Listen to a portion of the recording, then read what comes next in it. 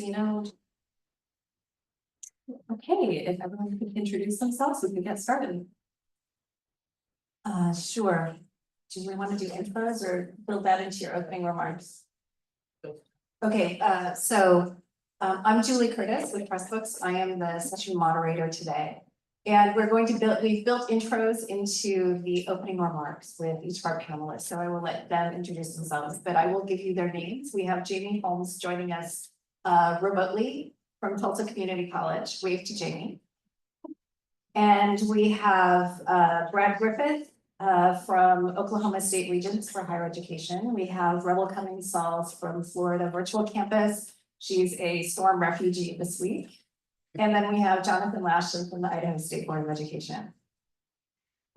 We are taking advantage of the distinguished audience here to make this a participatory session. So we are going to be using the fishbowl format. So the first half is a closed fishbowl. In other words, we are the fish up here, the four panelists, and I'm dropping the nibbles into the top of the fishbowl.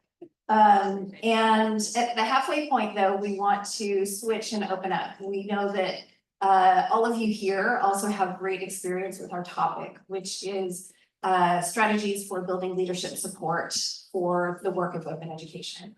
So we want to invite the audience to share your expertise, your questions, your comments, your tips and tricks as well. So I will talk about that fishbowl format as we get there.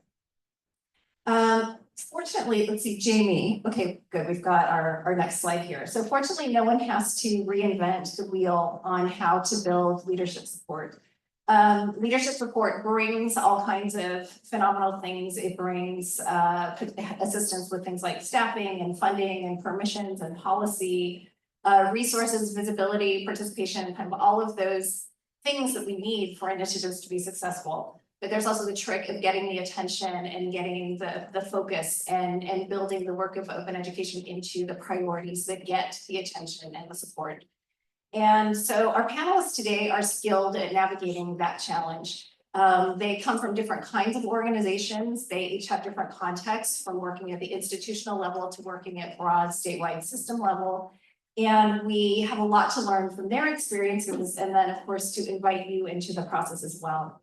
As we go into the open fishbowl, we want to invite anyone to tag into the session. We actually were supposed to have an open chair up here, although with the visual recording, that might be a little bit tricky. So maybe we'll do it this way, inviting inclusively. If you have not just a question, but comments or things you would like to share, we'd like you to include that. And if you're actually here in the room, we would invite you to come up and kind of be in the visual so that the hybrid audience could see you as well. And then we invite the hybrid audience also, of course, to participate in that way. We will facilitate that part when we get to it. But as we go, be thinking about the things that you would like to share or contribute, what would be helpful for others to learn from.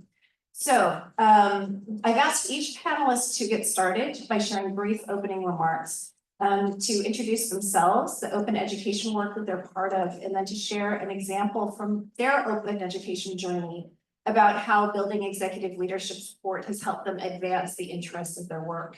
And so we'll hear about how they approach that opportunity and the difference that it's made in their work. So we'll start with Jamie, then we'll move to Brad, then we will branch out of Oklahoma and move to Rebel in Florida, and then finally Jonathan. So Jamie. All right. Hello, everyone. As Julie said, I am from Tulsa Community College, and I'm a reference and instruction librarian here at the college. I don't have OER anywhere in my name or in my title, but it is a large part of the work that I do here on a daily basis. So I'm super excited to be virtually here with everyone at Open Ed and to be part of continuing this awesome work. So our theme this year, It's About Time, truly strikes a chord with me because while there are truly awesome things going on here at my college, throughout the state of Oklahoma, and the other day I participated in a conversation about getting a national strategy for OER. So, talk about exciting. But the truth is those seeds were planted 11 years ago here at TCC, and it feels like a really long time ago, and it feels like it took a really, really long time to get that garden going. So 11 years ago, I was new at TCC. I didn't have a full plate. I was asked if I wanted to be involved in this at the time sounded like a crazy idea from an English professor to write her own textbook for our first year experience class, which in itself was kind of new to the college. So I didn't plant the seeds, but I was there when they were planted, and it allowed me to be part of that very first OER project back in 2013. And then nothing really happened for like a year or more. And so I got to practice my patience. I talked to anybody that I could talk to about it. I initiated another small project with somebody here at TCC who was interested. And because of some of those early conversations, I got invited to another room to join another conversation. And this one was a statewide conversation in 2015 about how we could connect folks at the various Oklahoma institutions who were wanting to improve online education. So I got in on an affordable materials or affordable content group, and then that grew into a permanent statewide organization. Brad will talk more about that when it's his turn. Excuse me. So even though we met regularly and we had some charters and we had some goals, we really had no tangible top-down support. We had no funding. We had no dedicated staff at the state level.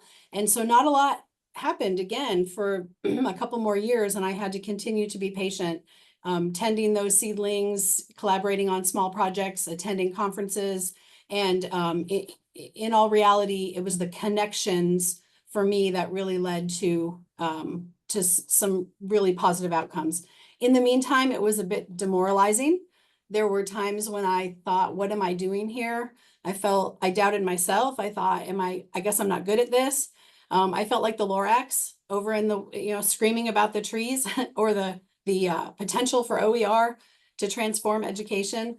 I just kept at it one project at a time, one conversation at a time. And eventually we really did grow into what we've got now at our statewide level, which is a dedicated platform, project funding, dedicated training pathways that have incentives, and a whole lot of other really great structures in place to help our faculty be successful with OER. And Brad will talk more about that because he's been instrumental in making that happen. Thank you, Jamie. And good afternoon, everyone.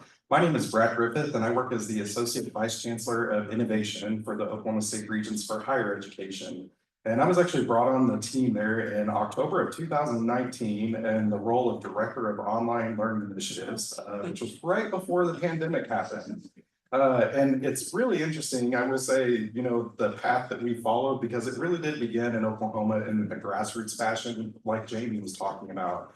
And I think OER, both for me and our system, really found its moment with the growth of online education. My background, actually, before I came to work at our state office, was doing instructional design, student retention projects for online learning at a regional university. And within our course design process there, OER was actually something that we were required to have a consultation with every faculty member about, whether they used it or not. It was something that was integrated there. And so this opportunity at the state level came about because 25 of our institutions banded together and decided to contribute dues toward collaboration projects. And open education was one of these things that they decided they wanted to invest in upfront. And so during the pandemic, we really rode on that shared investment from our institutions. The work that I was being given an opportunity to do, with newly focused areas of online learning, being able now to talk to presidents, board members, our chancellor, academic officers on a regular basis about how open education actually impacts all of these other areas that we're trying to target there. And so where we are today, which again, couldn't be more pleased with, with where Oklahoma sits and sometimes doesn't fund education, is that our board paid attention to those activities that we were doing. Things that included, for example, investing in a shared Pressbooks instance. using these online learning funds for something that actually did benefit open. And we ended up getting a permanent project fund from our Board of Regents of $300,000 a year to support open education initiatives, which has now been in operation. It's under its third year right now. So it really was something that started with collaboration, with investment coming from individuals in our system, and has now turned into something where I was just presenting to our council of presidents last week, and one of them went on for 5 minutes in front of our chancellor, the other presidents in the room, saying, thank you for doing what you're doing. Open education actually is making a difference on our campus. It is a heavy lift for faculty. It is a heavy lift for you all to sell this to faculty, and we see that. So it's something, again, where we had to make a case for it, and now they're always waiting to find out, what have you done with the 300,000 this year? What kind of moves did you make? Which is sometimes cost savings, sometimes other things. So I'll turn it to Reverend.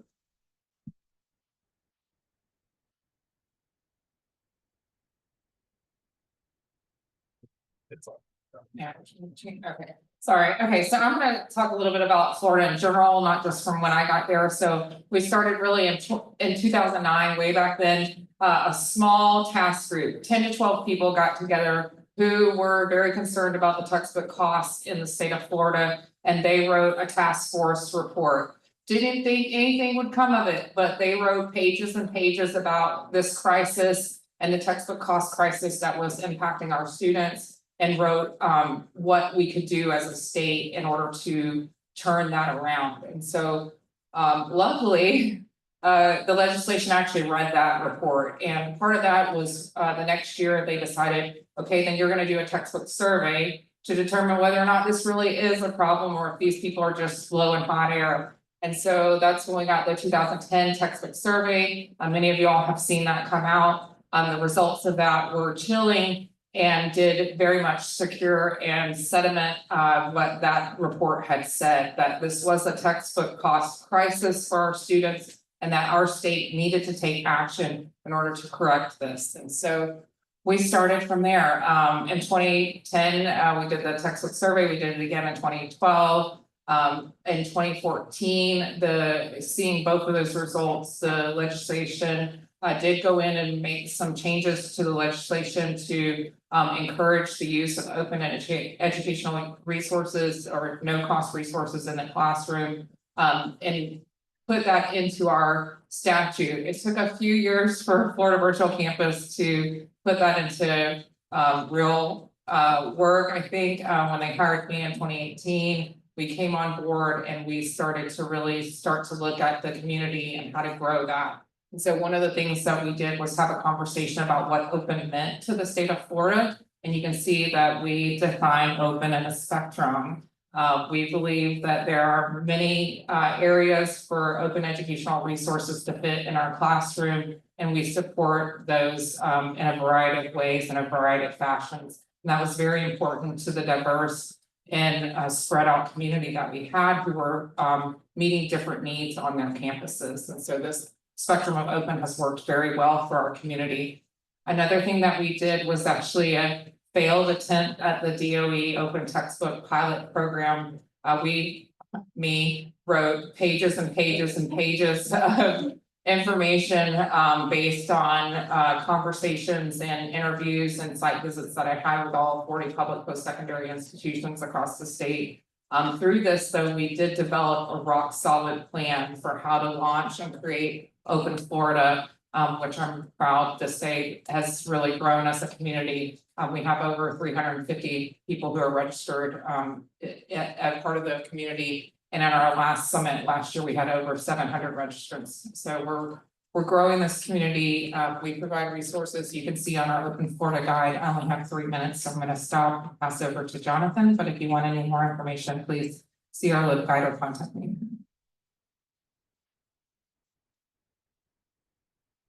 And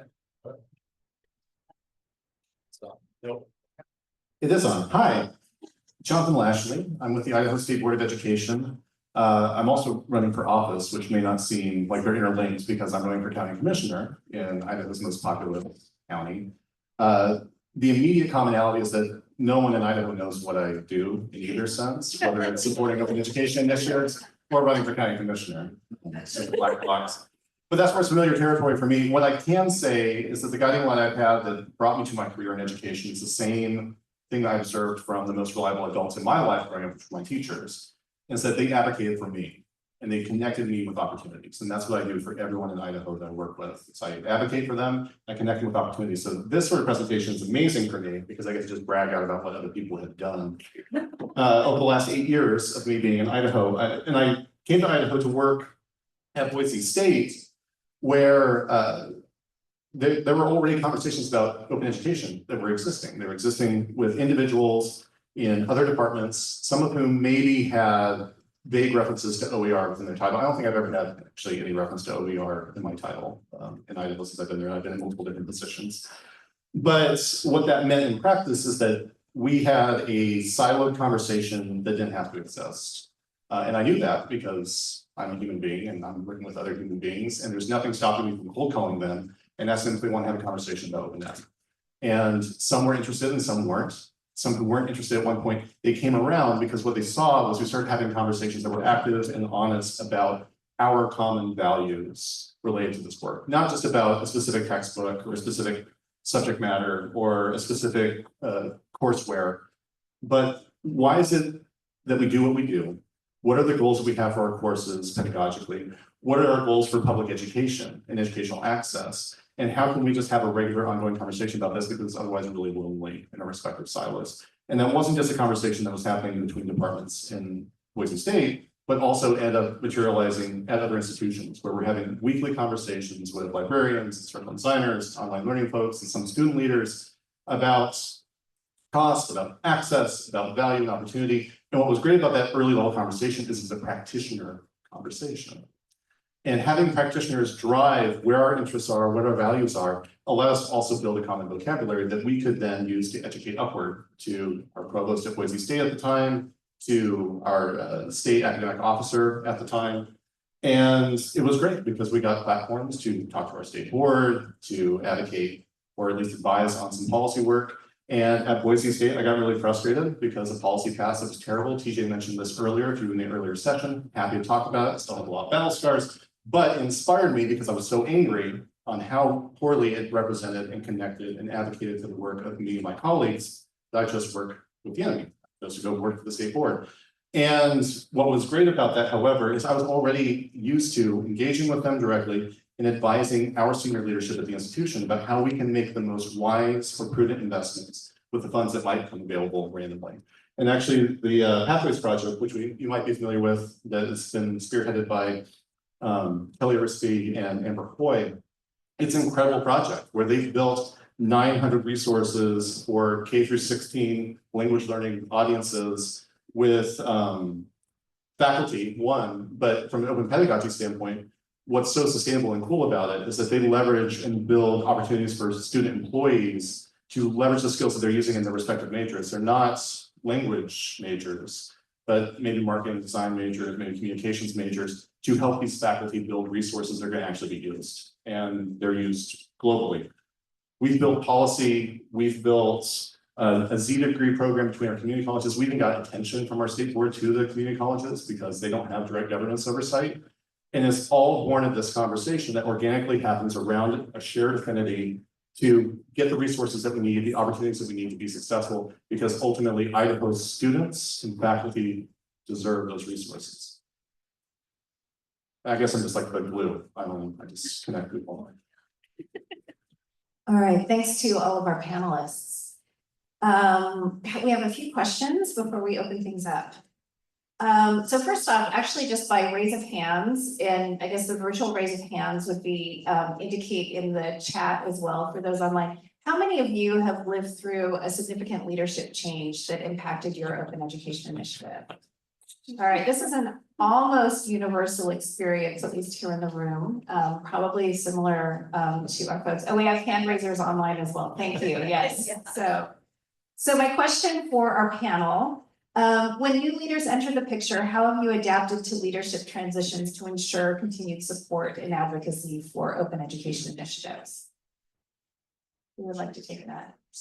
Jamie, they're pointing to you first. Well, okay, I wasn't prepared to answer this one. Give me a second. We can, actually, we can put somebody else on the line. Okay, Brad was pointing to you, so we're gonna make Brad go first. I'm sorry, I just assumed it was in order things get. So as I mentioned to you all in my introductions, I started in this role in 2019, and within this next month will arrive the third chancellor that has been over our higher education system. And as of right now, I'm on the third vice chancellor that I have directly reported to. So you can imagine with something being a newer project budget line and initiative within the system, the real strategy that I've had behind this is to try to build things for sustainability from the start and have in mind, while we have to get budget renewed every year and it may always, be the rug that is pulled out from under us, there are things that we can set up that will live on in perpetuity. And some of those examples include things like professional development opportunities. We have an OER summit now that is actually on its third year. It will happen November 1st. That is not going away anytime soon, regardless of what the funding situation is, bringing people together for that collaboration. We recognize professional development now. We actually have digital credentials that are leveraged through our micro-credentialing initiative of the system so that we award digital badges to faculty and staff that are completing OER basic training. We leverage the resources again of the online learning initiatives because they've had some awards that have been in place since 2017 called the Oklahoma Online Excellence Awards. And we've added another category to those awards for open education impact. So that really is what I would say is how are you bringing open education and the work that's happening out into visibility?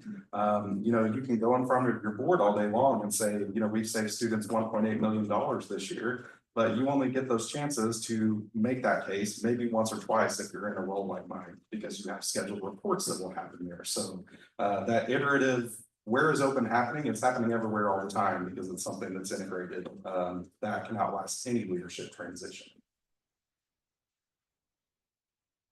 So I'll follow that because that was kind of what I was going to lead into, is that making it habitual or making it part of the process so that if you do leave or when you do get a promotion or what happens to you, that is still in place. So I'll use an example from K-State. So with that, we implemented the course marking and the grant program, and we also went a step above and went to the foundation office and actually secured a foundation account for that initiative. So I'm long and gone from there. I've been gone for years now, but that funding is still there. The relationship with the foundation is still there. The course marking is still there, and the grant funding has actually doubled and the amounts that they're able to give out. So making that where it's not dependent on you as a person to make the program happen is very successful and changes of leadership. And then some of you may have heard us at Florida Virtual Campus, we were asked during the, after the COVID crisis, the governor had a red wedding and we were part of that celebration of his. And by 3 o'clock, we got a notice that said that we would all be fired and we have to return everything like terabytes and terabytes of data and program services all back to the institution by 5 o'clock p.m. We all laughed, obviously, but what saved us was the relationships that we have with our members, that connection that we have with the members and the fact that they knew the importance of the services that we provided them. By 5 o'clock that day, within 2 hours, we had rounded the whole state together in support of putting us back to work. So luckily, none of us had to go home with that pink slip in our hands. So I think that was obviously a change of leadership that also happened at the chancellor's office. At the same time, we were changing our host, went from University of West Florida to an MOU process to find a new host, all of this happening at the same time. And the reason why we were able to be successful is because of that community that we created and the fact that they knew and recognized the importance of our work and that the fact that it contributed down to them at the institutional level. Some of our colleges and universities cannot do OER work at all, and they depend heavily and sometimes solely rely on what we do at the state level to funnel that initiative to their college or university, and so they would have no program at all. It's not us. So the American politician Ayanna Pressley has this really great line, is that the people who are closest to the pain need to be closest to the power. And that's something I brought up in my interview when I was moving from Boise State to the state board. That is the number one issue I saw is that our state level leaders were not showing up at the institutions. And if they were talking to executive leaders, they were talking to senior staff. They weren't talking to the people who were actually had the most to gain and lose by policy intervention, financial intervention, and so on. And the importance of that is you're able to build a shared coalition that's predicated on institutional knowledge and practice and continuous improvement by really focusing in on how do we invest in our practitioners, how do we pair them effectively with faculty, how do we stop dividing unnecessarily based on role, but instead get people to think about common solutions. And what this has meant in practice is we have all these really great outcomes that are based on the things that faculty and instructional designers and librarians actually want to do in the space of open education. Where, I was at Boise State, I was working under IT, and a common problem in IT always, well, there are two common problems in IT. It's like, one, how do you deal with difficult faculty? Unfortunately, I was always a difficult faculty member, and so had a lot of sympathy for them. But the other is, how do you engender use? And the trouble is, if you're coming in with a solution that's predetermined without actually talking to the practitioners, it's gonna be an uphill battle to get use. If instead you're going to the practitioners and you're talking to the people who are most frustrated, the most cavalier, who are going out and engineering their own solutions and learning from that, then you're gonna find solutions that are right-sized around the culture of your institution. And so on the slide I had earlier, there's a whole variety of different third-party organizations, third-party products that we have been able to advocate for successfully because this is what our academic community actually wanted. And that community spans multiple institutions in our state. And so, I wear really proudly that our community of practice, and we're the gem state, so it's cute because referred to as Opal. But we are open practitioners, we're advocates and leaders. And so being able to start with practitioners, and this is something I've seen from other people in the room as well, both alongside my trajectory as a practitioner to a leader, folks like Rajiv, I've also seen this as well. We recognize where the pain is, and we are really great agents of change in articulating that as we move up different rungs in this ladder of leadership. And it is so vital that we never lose touch and empathy with where we come from. Jamie, do you want to add anything before we move on to the next question? I would just add, thank you, Brad, for answering that question on my behalf. Here's the deal. I didn't even realize that some of those upper level folks were moving around, so that at my position here in the library, our leadership has stayed consistent. So I haven't had to deal with that challenge. And thankfully, Brad's there at that level handling that. That's all I would add. There's a lesson learned of find who you need to be your political advocate, right? And work with that person as well. One more question before we open things up. What advice would you give to an OER advocate who feels they are low in the organizational power structure about how to manage upward and gain visibility for this work? Now that one I can address. Why don't we start with you, Jamie? That one is one I did come prepared to address. And I feel like when you're at the level that I'm at, where I don't supervise anybody, I don't control any budgets, I don't have a staff, I don't make a whole lot of decisions outside of the library day to day. And so I feel like the power that you have in the organization really is in your relationships and the relationships and the connections that you are able to make with others. And, in every conversation, in every context, there is an opportunity to talk about this work and move it forward, however small and incremental that movement might feel. There's a reason why my trajectory for the last 11 years has brought us to where we are now in Oklahoma. And it's because of those relationships. And that's really the power that you have. Relationships and the ability to demonstrate proof of concept, showing people how a collaborative project can lead to so many benefits in so many different ways. That's the power that you have. I'll jump in next. So remember when I said I was a visible faculty member, largely it's because I don't like being told no and not having good reasons behind your no. I'm a relativist. I can't help it. I'm a rhetorician by training. This is where I come from. So to that standard, what's critical for someone like me is I'm going to find a solution to realize the goals I have in my classroom. And then I'm going to share that with my colleagues. And in the process of sharing with my colleagues, I'm going to find people who are completely turned off by it. I'm also going to find people who are going to be my co-conspirators. And there's nothing stopping us from having regular conversations, engaging with one another around our common goals, and letting those entities come to the surface. And then once we have that affinity group, we are able to managing upward is the difficult thing because we really don't need investment when you just singularly focus on what do we actually have at our disposal. What resources do we have? What talent do we have? What tools are being underutilized? What new connections might we be able to make with other offices on campus that have resources we want to have access to? It's the beauty of academic freedom and responsibility is you can move really responsibly in this place while just working with the coalition of the willing. So I have a couple of things to share on this. So one from University of South Florida, Musa told me, Rebel, I was at the bottom. I didn't know how to share my message. I didn't really know how to gain visibility, but he said to me, he said, no one is going to play your trumpet better than you are.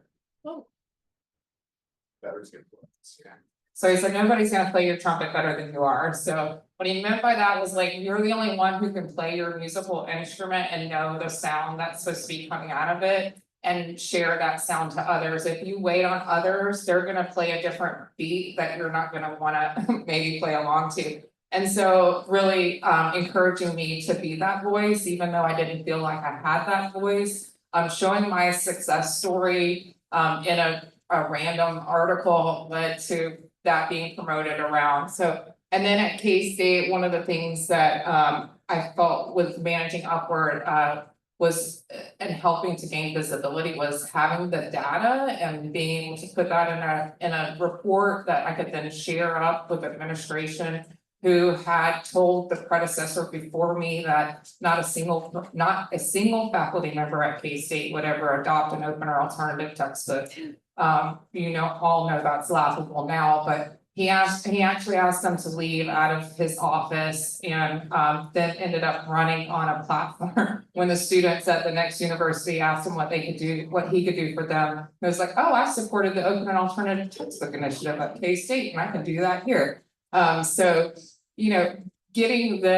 but part of that is getting the information to the people who need it in order to share that out. Another example at K-State was the Student Government Association. I met with one of the leaders. I was like, you're running on a platform of social justice. And at the time we had not seen in the student surveys how much it was impacting their mental health and different things, aspects of their life. And so I was honest with them. I said, I don't know how I connect to you and your social justice policy that you want to get passed on campus. What I can tell you though, is these 3 facts about my initiative and how we've helped students on this campus. And then the next week, that boy was put on spot in the SGA leadership meeting with all K-State. And he was like, well, I know these 3 facts that this is a person last week told me. And so he stated those 3 facts. And that week I got a flurry of emails and phone calls from student government associations across the state. And now they have a Kansas initiative for OER. So it's just, I think working where you're at is the final message for that. Know where you are and beat your drum as loud as you can, even if it's just for that one course that you've been able to convert to OER, or you only had one person show up for your faculty OER training. I had one person show up and then they went back and converted a whole department. So was it worth my hour? Yes, it absolutely was. Did I feel defeated when I started that hour? Absolutely, but it was worth it. And so I tell you, it's all worth it. I give you other stories later if you want to hear. This one for me, and I'm sorry in advance if this answer sounds too simple, but know how open education actually impacts everybody that you touch. Having the ability to talk to an individual and actually understand what their value proposition is for education, what they're trying to bring to the table, and then asking them those leading questions sometimes that will get them to consider textbook affordability, diversity, equity, and inclusion.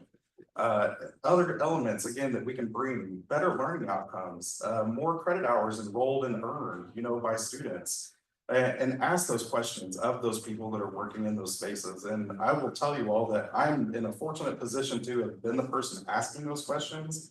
And now to be in a role where I get to make decisions that open is going to be part of our initiatives. And that's the path, I think, for every person that works in this space, is to start at the grassroots level. You have to understand what it's like to do the work, where the pain points are, in order to have those effective conversations with individuals that are in positions of leadership, the people that are funding projects out there. I can tell you, my umbrella now includes things like artificial intelligence and leading system initiatives that way, degree completion initiatives, micro-credentialing and short-term workforce credentials. Every single one of those spaces has a message that can be included for open. For adult scholarships, it's why would the state be spending more money on textbooks whenever we could stretch those dollars further to cover tuition and fees for more students? For artificial intelligence, the message can be, how in the world would anything but open work for this technology that is changing so fast and evolving our world that we can't actually keep up with publishing cycles these days? For micro-credentials, it's how in the world can we use this open pedagogy construct to actually bring industry partners into our academic programs and help our students actually contribute to their workforce as well through these lifelong learning materials that they can actually take as an on-the-job tool. So there is a message out there, and there is a place for open to be injected into any conversation. And you really just have to find what that is and get somebody to listen. Find your friends in this community. Every person in here is one of them. I can promise you that. Yeah, just endorse that really quickly. And also in answer to the question on leadership change, like that's one of the most effective means to navigate leadership change is directly point out how open aligns, embodies, and supports the values that our institutions already have, their priorities and so on. Because that's how nice for us. We can get to find those connections and make them for others.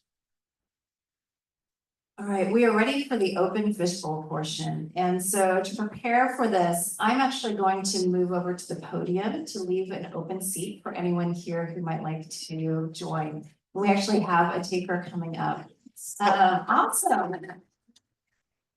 All right. Oh, it's Anita. Hi, I'm Anita. So Julie, is that the right slide? Sorry, Do I need to go one more? Jamie. We're actually, let's see, go ahead and go forward. Oh, actually, we're ready to open things up, so I don't know that we need to pay attention to the slides right now.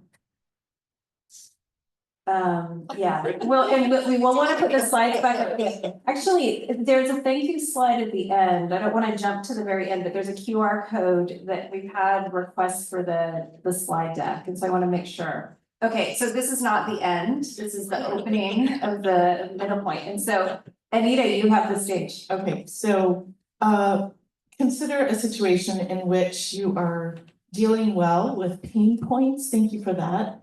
And you're addressing them, but you are being undercut by your leadership.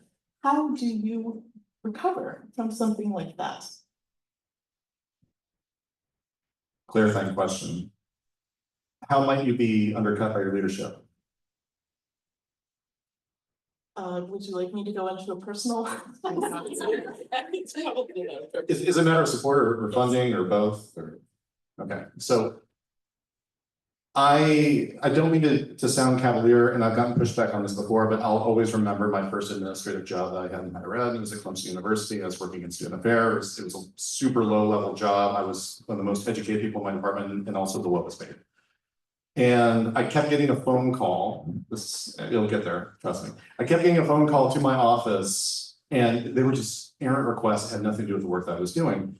And so I did some sleuthing online. I found a webpage that had my phone number listed for a completely different effort on campus. I saw at the bottom in the footer that if there's problems with this website content, like contact this person. I contacted that person. And they were super like gracious and kind, like, oh, I'm so sorry, like, we'll fix that, we'll get the number removed. And it wasn't more than like 20 minutes later, our executive director came into our office, he had no color in his face, and it's because it was the VP of Student Affairs. I contacted her directly, completely betraying protocol. That I didn't care about or appreciate, and he was like nervously laughing, he's like, it sounds like you talked to my boss, I'm like, yeah, it said contact her, and so I contacted her, I didn't know she was your boss, I was like, okay, well, next time just go through me, I'm like, she's a human being, so that's fine, and then there were other colleagues that came by, they were also surprised by this. What I found is I didn't have direct support from leadership in my office around the work that I was doing, or even just a task that I had, but I could find leadership elsewhere. And again, there are institutions that have really stark culture when it comes to hierarchy, but that doesn't mean that everyone respects that hierarchy in the same way. And so being willing to branch out and find unexpected allies who might have other stakes or vested interests or care about the work that you do is of the utmost importance. And we have to be our own self-advocates in that work. Yeah, I was gonna kind of say the same thing, word of mouth, ensuring that those that you've worked with are able to spread the message out, but also having those sponsors and stakeholders who are above your leader. I would just say, from example, at K-State, after I left, a leader tried to kill my Center for Advancement of Digital Scholarship, and she was told to go back to her office until she retired. So I can just say that if you make a big enough impact, your leader can be all against you and it won't really matter. In the end, if you're making the right impact on your campus. And so let's say document, grab your data, and then ensure that you have those sponsors and that your word of mouth is not killing you, because it could be just one naysayer out there who has the right ear, and it could just be going back to find out whose toes you stepped on, maybe, and saying you're sorry, and then going about it in a different direction, like reframing the conversation. Don't have too much to add beyond what Rebel and Jonathan have, other than find the colleagues again that are able to support you, I think, through that process. And also, you know, there are some circumstances that have happened within my own system where leadership has changed at a campus, and it's gone from something where an academic officer was essentially mandating the use of OER to a new leader coming in and saying, no, this is not something we're supporting. Maybe I'm even concerned about the campus bookstore, you know, and the dynamic that's happening there in the business relationship. And I think really just the concluding remarks I'd say is know the full story and be ready to tell that. We are, I think, decent, can always do a better job at saying what the successes are and the outcomes that we've reached, but what is the risk if that rug is pulled? I can tell you exactly what will not be happening next year if we don't have the support to continue, you know, from whatever capacity, wherever we may sit.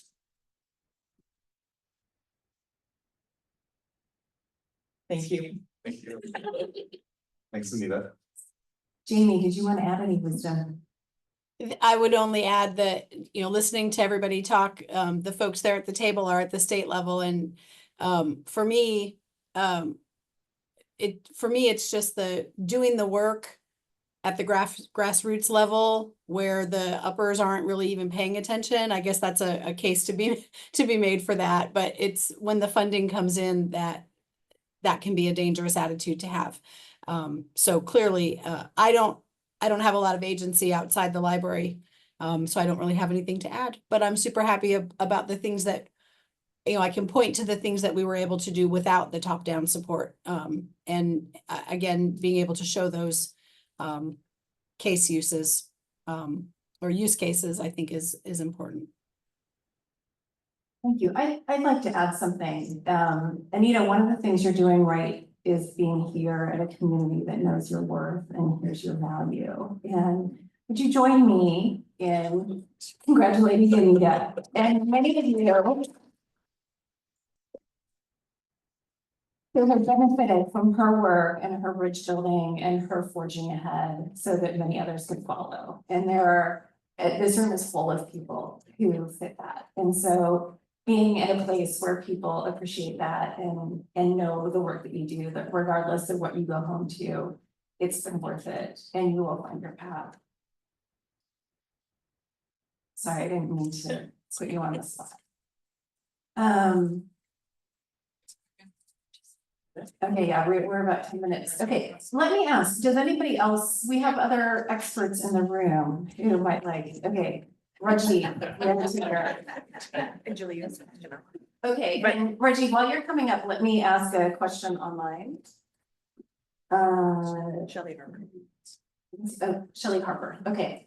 It seems OER is gaining momentum and is about to break through some geographic and institutional silos. Do you see any nationwide leadership for OER now? If not, where could such leadership come from? Yeah, I'm gonna pass it to Rebel first. There's also some other leadership in this room, and I really appreciate this. Yeah, there are tons of leaders, but I do have a statewide OER leader program. We meet semesterly, so you're welcome to join us. You don't have to be a statewide leader to be on it. You can be an initiative, regional, compact, national, but we do have national conversations there. We talk about things that affect us as a nation. We are US centric and focused, but Canadians and all others are welcomed as well. Just like a heads up for our combo, we do kind of focus on the US. But we do try to have that conversation. And I know there's an effort, and Brad can talk on that. So OER, I think, is congealing at the national level in a new and exciting way, at least here in the States. Spark and NCOER, which is an organization of the regional compacts, many, I think actually all of them are represented here, which is amazing, have come together to lead a series of conversations, and I've been fortunate to take part in some of the conversations and initial work that's been taking place for the planning of this, but it essentially focuses on recognizing that there are these elements out there that are somewhat disparate, including groups like Rebels that have been in operation since I started in my role, but also these other formalized and nonprofit entities, government organizations, lobbying firms, individuals that are out there in the field, and trying to actually bring all of that together in a unified way so that our message is cohesive, adaptive at the same time. I would argue, especially coming from Oklahoma, the prescriptive approach just doesn't work. But that is something, and I think that there's real promise. It feels new, even though these conversations have been happening for a while. And so I would just encourage you all, if you haven't seen the webinar announcements for those, to sign up for some of those sessions and join that conversation. It is an open fishbowl. I can promise you that. It is not a closed fishbowl conversation, and you know, it's still forming. So I am excited to actually see maybe this time next year what is actually happening with that particular effort. Yeah, both of those conversations that my colleagues described are conversations I'm actively involved in. That said, I don't think it's a prerequisite that you would be involved in all of the conversations, complementary or otherwise, that are happening in this space in order to be a leader and be at the cutting edge. And in fact, the more that we can also think locally and in terms of degrowth around the concept of open is absolutely vital for us to accommodate culture and welcome in new people into this work, because that's one of the reasons why it's coalescing, is that we as a scholarly community have made such a good effort at including new voices and welcoming them in. Me and a lot of my colleagues, I often spurn the label that we're the future of open education, or we're weighing in on the future of open education, because the future of open education are people who are not yet coming to this conference. Not yet coming to these conversations, but finding out about them for the first time, and also finding a platform to advocate for themselves and for their communities. And so with that, Jamie, do you have anything? And obviously this is all very like centric to the United States, because we're all from the United States. And so let's hear from Canada. Here from Canada. I'm sometimes asked to speak on behalf of my race, but being asked to speak on behalf of our country is at a different level. That's what the brown people think, not so that's what the Canadians think. But I will say that in Canada, there has been, maybe there's a similarity over here, because higher education is such a provincial thing. It's very different from province to province. But there has been over the last few years a real building of a national coalition. So we have regular conversations. We have a Canada OER group.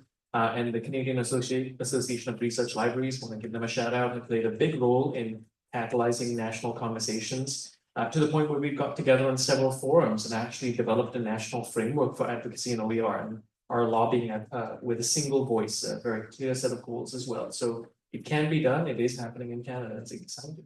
But I admit, this is not the question that I came up to try and add something on. I'm looking around because I can still see Anita and I want to maintain that eye line over there because I'm not going to embarrass you, but I've been in a room where, you know, there are books that are going to be going to a commercial publisher that have been pulled back from the brink with these. Oh, no. Lost it. Kirsten foiled again. They're both dead. For my- They're all dead. All these ethnic vendors are everywhere. But you know the work that I'm talking about, that nobody sees, the quiet work, right? So I don't want to talk too much about your work or with you or embarrass you, but I will say, I think part of the challenge of some of this work is you need to develop a thick skin, but you cannot develop a harder heart at the same time, right? So that's the tricky balance, even in administration. But I wanted to share 4 thoughts, maybe 3 thoughts in relation to Anita's question to some degree. So one is, you know, I think we've talked about sessions and people like Jeff Galanta over here at the conference as well. There's wonderful work we can do to build those data dashboards, right? And that's helpful. Data doesn't tell you everything because, as Rebel noted, when you have that one faculty member come to your workshop, that one faculty member is probably 400 students a year at least. So that's the metric, not the one faculty member, right? But I also want to share there's other pieces over here that can help with the leadership transitions and sustainability. And as you said, Rebel, it's not just leadership transitions, it's your transitions. And ideally, you want to make it so that you could leave an institution and it's still going to be sustainable, it's still going to be going on. One of those tools is an interesting self-assessment tool that we're using in the province of Ontario right now. We're about to release a report at the end of this month. And we have an openly licensed English as well as en français institutional self-assessment tool that we've worked with all colleges, universities, and Indigenous institutes, assessing their capacity to support open educational practices. Big report, it's bigger than an individual institution, which adds a different level of pressure to the institutions in the province to think about being left behind or not in terms of where they go. Just another tactic, I would say, cultivating allies people have talked about, but my goodness, my vice president of finance would know very much because I would make it very clear the proportion of tuition that's retained by the students who are no longer dropping a course, or students who are attracted to the institution because of a course. These are not the beans I like to count, but I know what beans he likes to count, and I'm going to be attentive to those. But you know, more generally, I would say identity is a big part of it in my experience, right? So right now, we've had a wonderful student association at Brock. They've just received an award from Open Education Global for excellence for their work. I want that. I want more of that.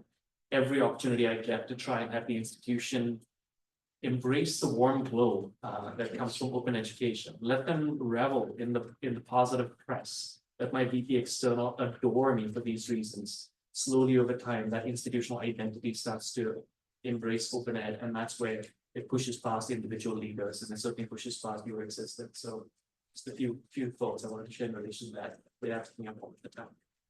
Thank you. Thank you, Rajiv. Let's see, I'm just checking to see if we have any, no would-be panelists, hybrid, okay. Anyone else that would like to come up and pose a question? Or add? Or add? I just want to add an observation, and I think something that's really important to emphasize, especially in this room, because we have so many librarians among us.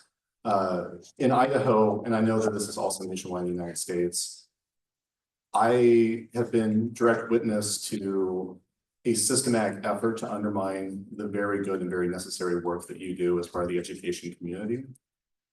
And so it's one thing to not have support from the leaders of your own institution. It's something else to have active vilification at the hands of public leaders and politicians. And if you're not familiar with what I'm talking to, please befriend a librarian and talk to a librarian, because they're absolutely critical to this work. And the success that we've had in Idaho has been predicated on the fact that librarians are the unsung heroes of not having the resources, but having the will.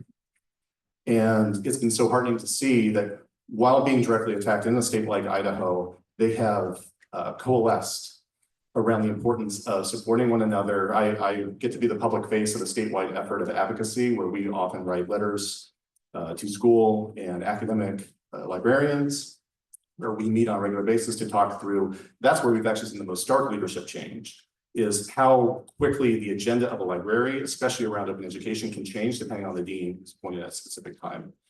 And so, we already have that bubbling under the surface, and then to have overt political and direct attacks, if librarianship suffers in this political moment, we all suffer. And so please check in on your friends who are librarians.